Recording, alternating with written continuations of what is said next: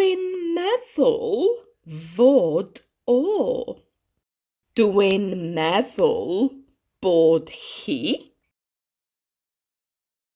As we have learnt, we can discuss a preswylwyr, the residents, using dwi'n meddwl bod nhw, which means I think that they are. Er enghraifft, dwi'n meddwl bod nhw'n dawel. I think that they are quiet. Dwi'n meddwl bod nhw'n hapus. I think that they are happy. We can also use bod to refer to one person. Gwrandewch ac ail adroddwch. Dwi'n meddwl fod o'n ddoniol. I think that he is funny. Dwi'n meddwl fod o'n hapus.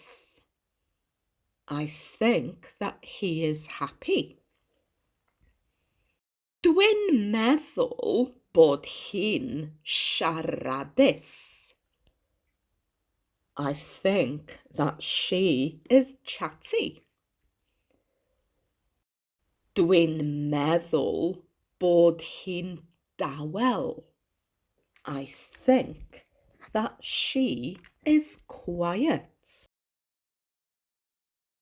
So, as we've seen, there are different bod patterns depending on who we're referring to. And with some of these patterns, bod mutates. Let's take a look at more bod patterns. Dwi'n meddwl mod I. I think that I am. Treiglad trwynol. Dwi'n meddwl fod ti. I think that you are. Treiglad meddal. Dwi'n meddwl fod o. I think that he is. Treiglad meddal. Dwi'n meddwl bod hi.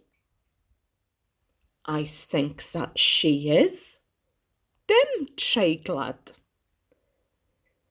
Dwi'n meddwl bod ni. I think that we are. Dim treiglad. Dwi'n meddwl bod chi. I think that you are. Dim treiglad. Dwi'n meddwl bod nhw. I think that they are. Dim treiglad. Gadewch I ni ymarfer. Let's practice further sentences you might use in the care sector. Gwrandewch yn ofalus ac ail adroddwch. Lle mae Elis? Dwi'n meddwl fod o yn yr ardd. I think that he is in the garden. Lle mae Mr Thomas? Dwi'n meddwl fod o yn y lolfa.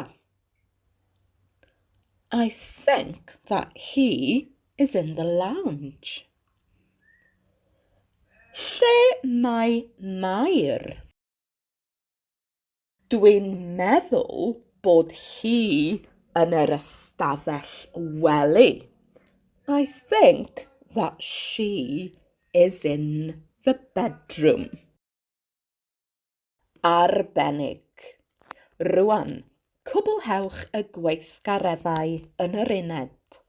A chofiwch, da chi'n medru gwylio'r fideo hwn eto I adolygu. Now complete the activities in the unit and remember that you can watch this video again to revise if you need to. Pob lwc!